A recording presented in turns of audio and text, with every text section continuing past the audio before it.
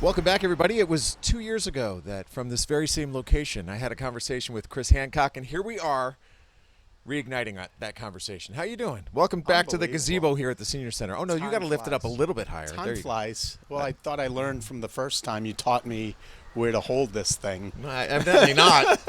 Evidently you didn't teach me well enough. Apparently not. I'm not a good learner. The recall is not there 2 years later. Well, the main reason that I'm getting together with Chris, we'll catch up on some stuff which is exciting related to your family and the town and athletics and graduations and advancing to the Final Four and all kinds of cool stuff.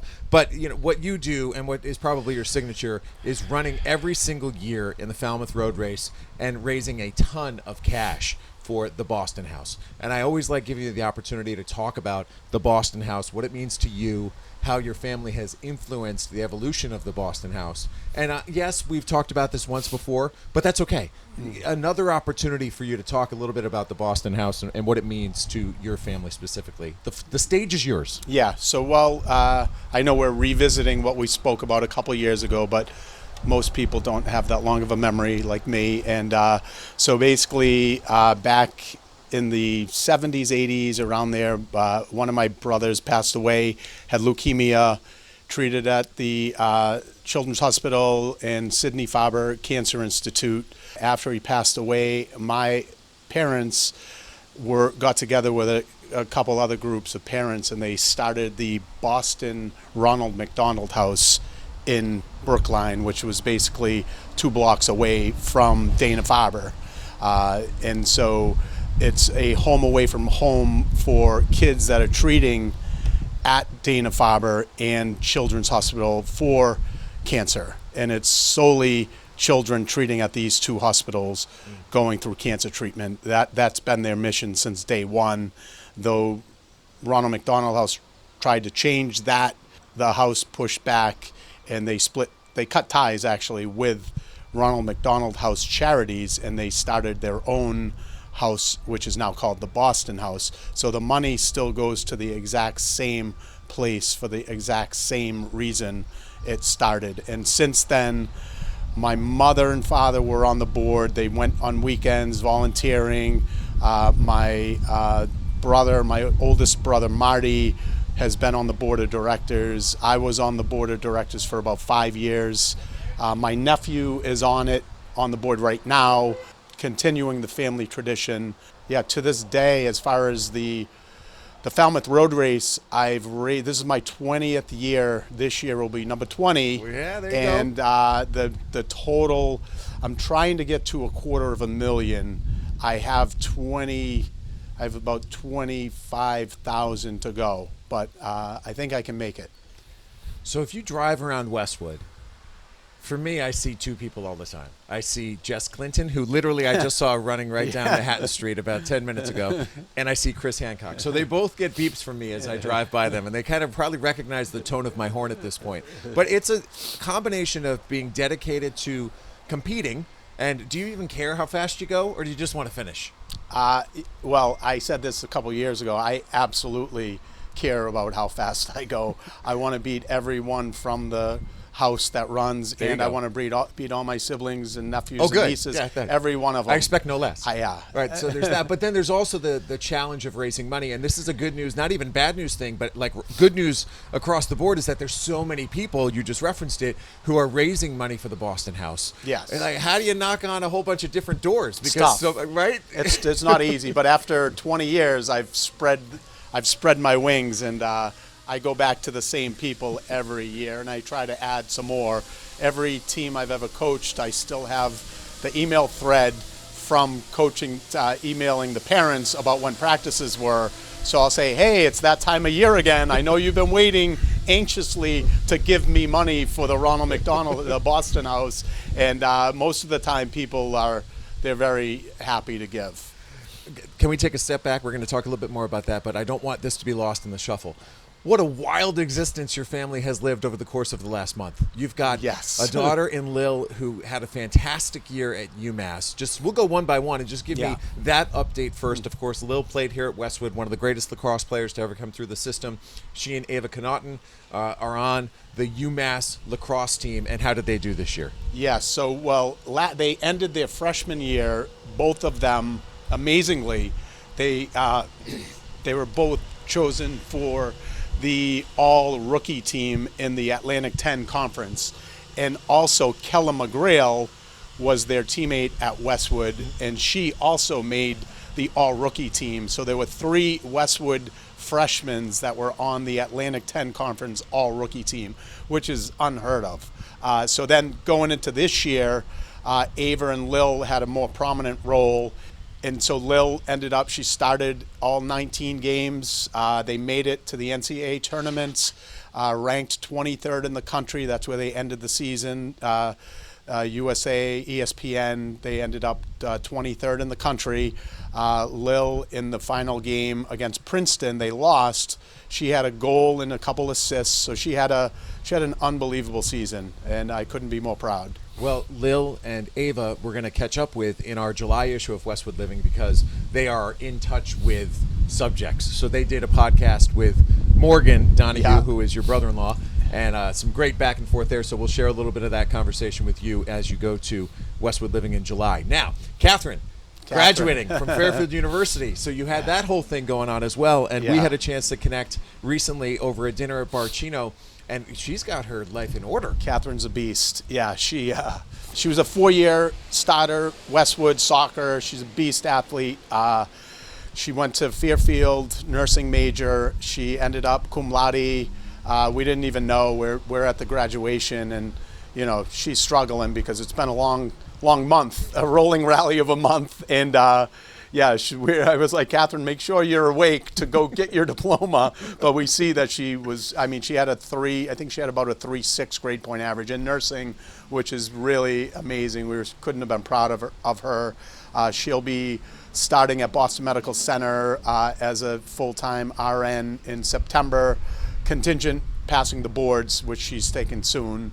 In a couple months, but so anyway, Catherine, she's a total animal. So Lil, they asked during an interview, Lil was asked who her role model was, and she said it was Catherine, which was pretty awesome as a parent.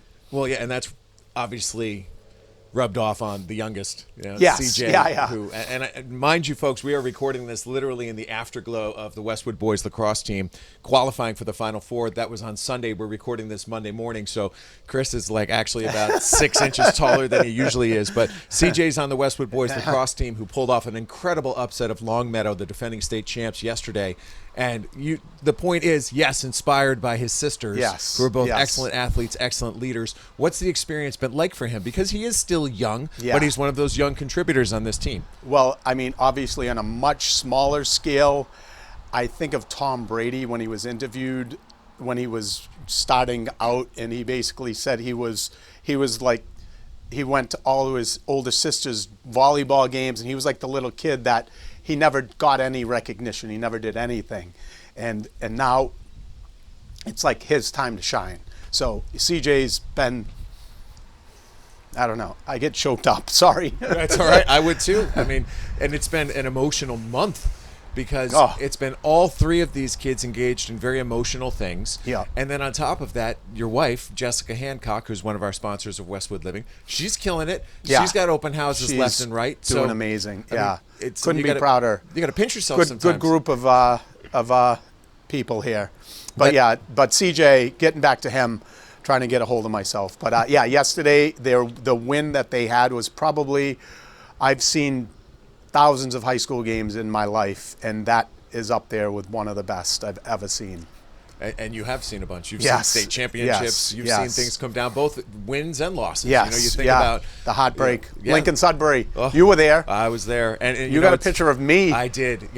We won't get into what the face was and why. Well, I'll tell you exactly why. Because having covered sports for as many years as I have, I know sometimes the story is told in the reaction of the losers, right, in a given contest. And I just knew in that moment you were the first person I took a look at, given the circumstances of the game as it wound down. And I was like, oh, that's the emotion. Yes. That's it right there. And I'm not tough. You don't have somebody pose, you just try to capture it. And that's not something I shared publicly, but I shared it with you. Yes. I appreciate that. Yeah, no, I completely understood. I understood the moment. And my instinct told me to try to capture it. But. And that was the 3rd in a row. They would have had a 3rd state Division I state title in a row.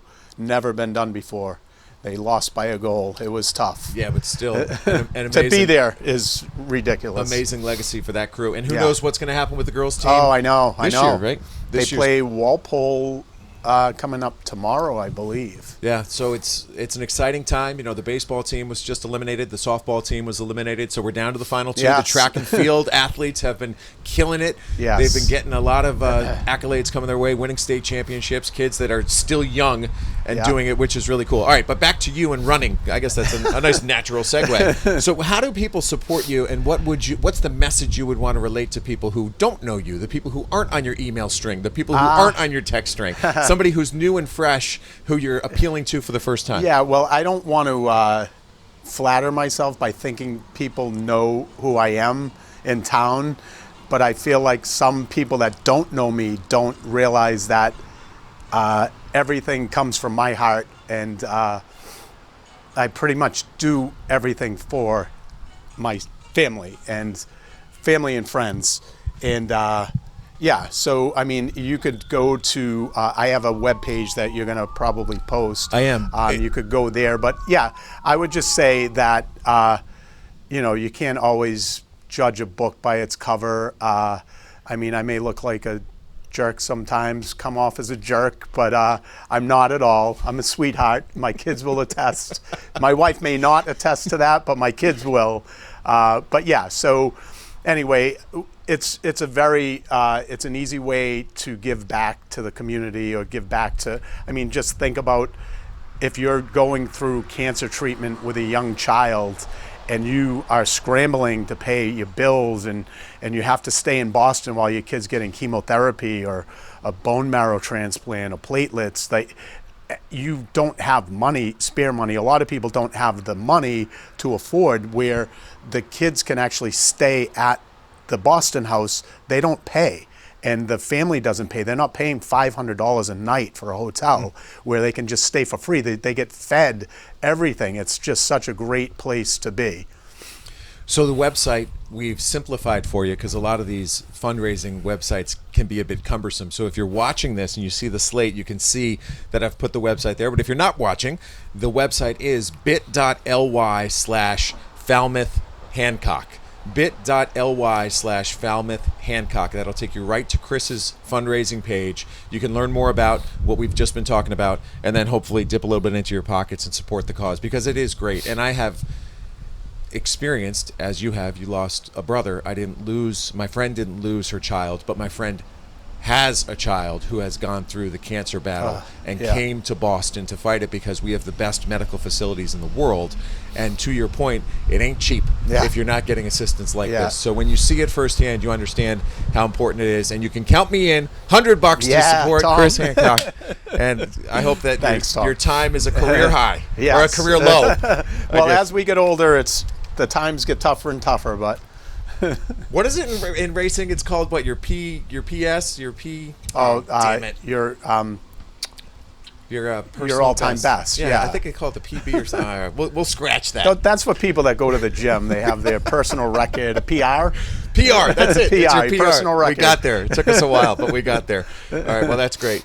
It's fantastic to catch up with you. And, of course, if there's somebody else you want me to have a conversation with, just reach out, send me an email, tleiden@bestversionmedia.com. I'll find that person, have a conversation with them, and then share it with you right here on the Westwood Living Podcast Network. But for now, with Chris from our place, the gazebo at the Senior Center, this is Tom Leyden saying so long, and thanks for listening. Thank you, Tom.